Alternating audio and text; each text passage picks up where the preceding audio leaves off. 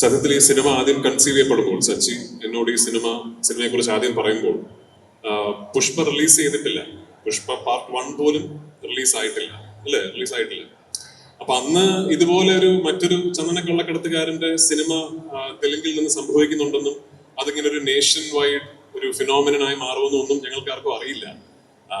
നിർഭാഗ്യവശാൽ ഇതിന്റെ ഒരു യാത്രയുടെ പര്യവസാനം ഈ വിലായത്ത് ബുദ്ധയുടെ ഷൂട്ടിംഗ് തീരാറായപ്പോ പുഷ്പ 1ഉം 2ഉം റിലീസായി. പുഷ്പ എന്ന് പറയുന്ന ക്യാരക്ടർ ഇന്ത്യ എമ്പാടും ഒരു വലിയ റേജായി മാറിക്കഴിഞ്ഞു.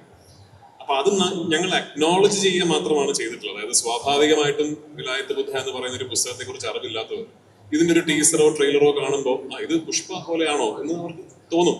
ഞങ്ങളും അതിനെക്കുറിച്ച് ബോധവാന്മാരാണ് എന്നുള്ളൊരു അക്നോളജ്മെന്റ് മാത്രമാണ്. സത്യത്തിൽ അത് ഒരു പ്രോമോയ്ക്ക് വേണ്ടി എടുത്ത ഡയലോഗ് പോലെയാണ്. സിനിമയിൽ ആ ഡയലോഗ് ഉണ്ടാവില്ല ചിലപ്പോൾ.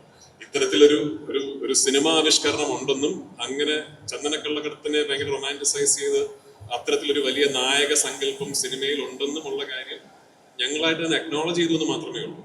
കഥാപാത്ര സൃഷ്ടിയിലും കഥയിലും ഈ ക്യാരക്ടറുടെ ഒരു നേച്ചറിലും അങ്ങനെ ഒരു സിമിലാരിറ്റി ഇല്ല.